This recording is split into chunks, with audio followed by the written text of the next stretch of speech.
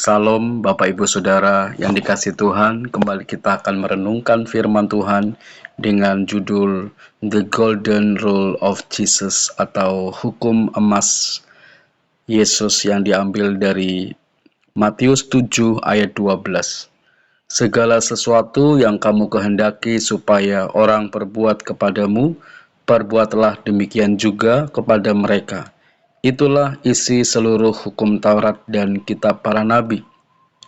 Ayat Matius 7 ayat 12 yang dikenal juga sebagai hukum emas Yesus ini adalah prinsip yang sangat kuat dan bisa kita terapkan dalam berbagai aspek kehidupan sehari-hari. Intinya sederhana, perlakukan orang lain seperti kita ingin diperlakukan oleh orang lain. Bagaimana cara mengaplikasikan hukum emas Yesus ini dalam kehidupan kita sehari-hari? Kita bisa mulai belajar mempraktekkan hukum emas Yesus itu dalam hal berikut. Yang pertama, dalam komunikasi. Sebelum berbicara, mengirim pesan WhatsApp pada orang lain, tanyakan pada diri sendiri, apakah aku ingin orang lain berbicara atau mengirim pesan dengan cara seperti ini? Ini akan membantu kita memilih kata-kata yang baik, menghindari gosip, atau menyampaikan kritik dengan cara yang baik dan bisa diterima oleh orang yang kita kritik. Misalnya, jika kita tidak suka diabaikan, jangan abaikan orang lain. Jika kita tidak suka dimaki, jangan maki orang lain. Jika kita tidak suka dihina, ya jangan hina orang lain. Dalam hubungan dengan orang-orang yang kita kenal, baik dengan teman, keluarga, sesama, jemaat, atau teman kerja. Pikirkan bagaimana kita ingin mereka mendukung kita saat susah, merayakan keberhasilan kita, atau mendengarkan keluh kesah kita. Lalu sebagai murid Tuhan Yesus, mari lakukan hal yang kita inginkan itu lebih dahulu untuk mereka. Jangan kita menunggu mereka dulu yang melakukannya untuk kita. Yang ketiga, di lingkungan tempat kerja atau di sekolah atau di lingkungan pelayanan gereja tempat kita melayani. Jika kita adalah seorang pemimpin, misalnya gembala sidang atau pemimpin kelompok sel atau ketua pemuda, sebagai pemimpin kita harus memperlakukan orang-orang yang kita pimpin sesuai dengan hal yang kita inginkan pemimpin kita perbuat kepada kita. Jika kita adalah seorang anggota jemaat atau anggota kelompok sel, tanyakan bagaimana aku ingin jemaat lain memperlakukanku. Kalau kita tidak ingin digosipkan oleh jemaat lain, janganlah kita mulai menggosipkan jemaat lain. Kalau kita tidak ingin diacuhkan atau dibentak oleh jemaat lain, janganlah kita melakukan itu pada jemaat lain. Intinya, apa yang kita ingin orang lain perbuat pada kita, perbuatlah itu lebih dahulu kepada orang lain. Dan apa yang kita tidak ingin orang lain perbuat pada kita, ya jangan perbuat itu pada orang lain. Tawarkan bantuan, penuhi tanggung jawab kita, dan dukung satu sama lain. Yang keempat, saat kita sedang menghadapi konflik, ini mungkin yang paling sulit, tapi juga paling penting. Ketika ada perselisihan, coba lihat dari sudut pandang orang lain. Jangan hanya fokus melihat dari sudut pandang kita sendiri saja, atau dari sudut pandang tertentu saja. Coba tanyakan, apa yang menyebabkan mereka bertindak seperti itu? Bagaimana kita ingin masalah ini diselesaikan jika kita berada di posisi mereka? Ini bisa membantu kita mencari solusi yang adil dan damai. Lukas 6 ayat 35-36. Tetapi kamu, kasihilah musuhmu dan berbuatlah baik kepada mereka dan pinjamkan dengan tidak mengharapkan balasan.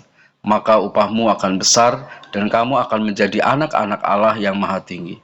Sebab ia baik terhadap orang-orang yang tidak tahu berterima kasih dan terhadap orang-orang yang jahat. Hendaklah kamu murah hati, sama seperti Bapamu adalah murah hati.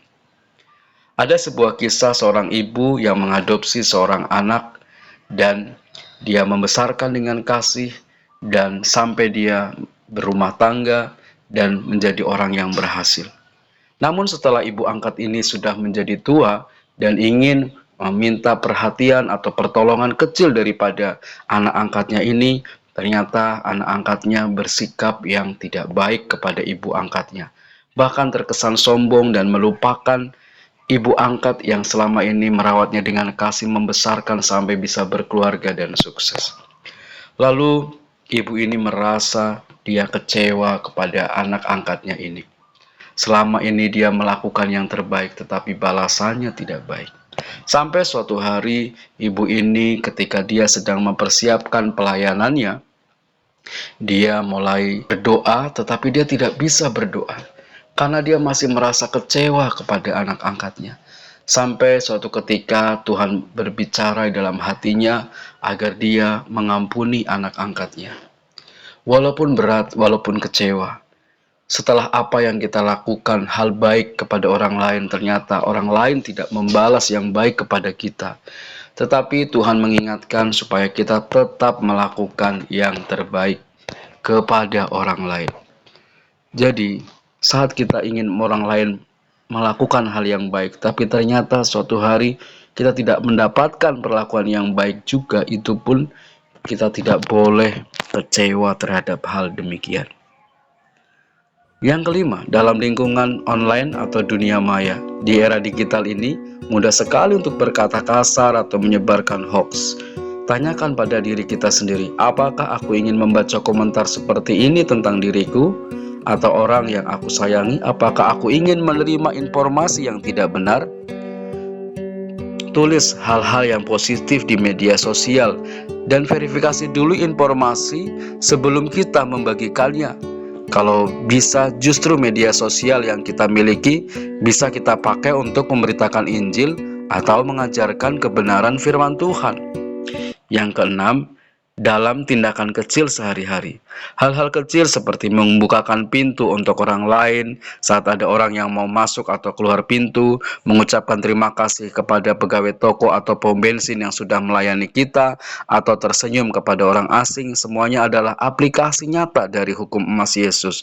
Ini menunjukkan bahwa sebagai murid Yesus, kita menghargai dan menghormati keberadaan orang lain, siapapun mereka dan apapun status sosial mereka. Mengapa hukum emas Yesus itu penting? Dalam Matius 7 ayat 12 sudah disebutkan bahwa hukum emas Yesus ini adalah ringkasan. Jika setiap orang melakukan dan menghidupi prinsip hukum emas Yesus ini, dunia akan menjadi tempat yang jauh lebih indah seperti yang Yesus inginkan. Jadilah kehendakmu di bumi seperti di surga. Ini bukan hanya tentang menghindari hal buruk, tetapi secara aktif melakukan hal baik kepada orang lain. Menghidupi hukum emas Yesus ini memang butuh kesadaran dan latihan, tapi hasilnya akan sangat positif, tidak hanya bagi orang lain, tapi juga bagi kehidupan kita sendiri. Roma 12 ayat 17 sampai 21. Janganlah membalas kejahatan dengan kejahatan, lakukanlah apa yang baik bagi semua orang. Sedapat-dapatnya, kalau hal itu bergantung padamu, hiduplah dalam perdamaian dengan semua orang. Saudara-saudaraku yang kekasih, janganlah kamu sendiri menuntut pembalasan, tetapi berilah tempat kepada murka Allah. Sebab ada tertulis, pembalasan itu adalah hakku. Akulah yang akan menuntut pembalasan, firman Tuhan. Tetapi jika seterumu lapar, berilah dia makan. Jika ia haus, berilah dia minum. Dengan berbuat demikian, kamu menumpahkan bara api di atas kepalanya. Janganlah kamu kalah terhadap kejahatan, tetapi kalahkanlah kejahatan dengan kebaikan.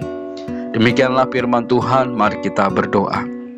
Di dalam nama Tuhan Yesus, hari ini Tuhan ajari kami selalu menjaga hati dan mengintrospeksi diri, supaya kami hidup di dalam damai sejahtera, baik dengan orang-orang di luar sana, baik dengan keluarga kami sendiri.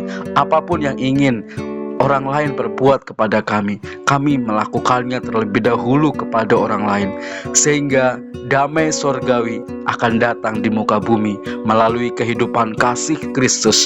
Terima kasih Tuhan, Roh Kudus bekerja dalam hidup kami untuk menjadi berkat bagi kemuliaan-Mu. Dalam nama Yesus kami berdoa, syukur, haleluya, amin.